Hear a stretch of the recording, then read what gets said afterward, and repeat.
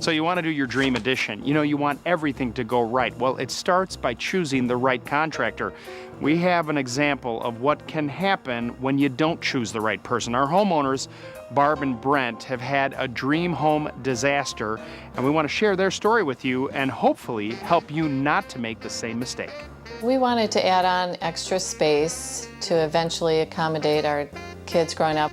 And originally we were going to build rooms for the kids, and we thought, well, if we're going to this expense, it's going to be something nice for us.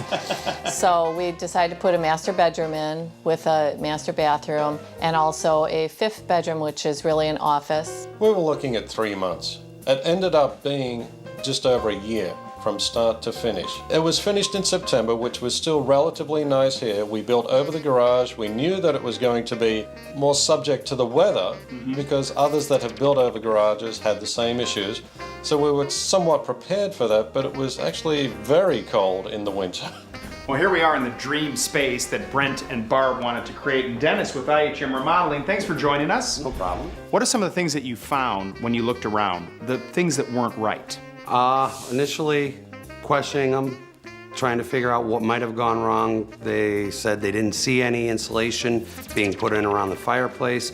Underneath the stairs, they didn't see anything go in the flooring down there. You brought somebody in with a thermal imaging gun, right? Correct. Where that gun can actually almost like look into the wall. Absolutely. And find out what's going on. Yeah. And that sort of confirmed some of your initial thoughts, right?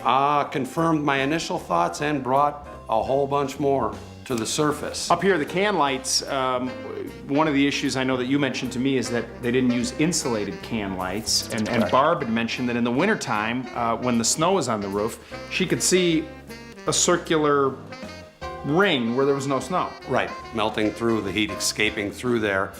With the thermal imaging gun, we see that the insulation is actually pulled back about a foot around each can light. So we've got the insulation issues in this room. Now in the bathroom, there's a whole other bunch of issues going on. Right, yeah.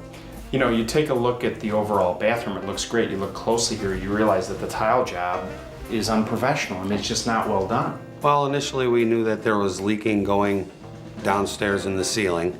So looking around, it's apparent they've made several attempts to stop that by caulking it. The base wasn't pitched properly.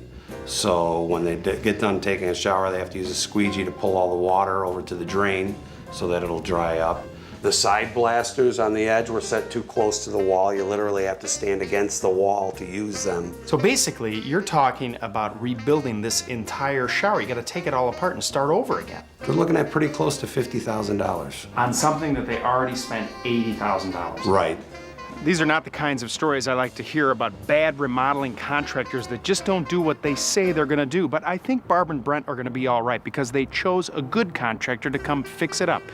IHM is a member of the National Association of the Remodeling Industry, the National Kitchen and Bath Association, as well as the Better Business Bureau. That means they're committed to doing a good job. Look for contractors that are members of those organizations where you live, and you can make sure that you don't have a dream home disaster yourself.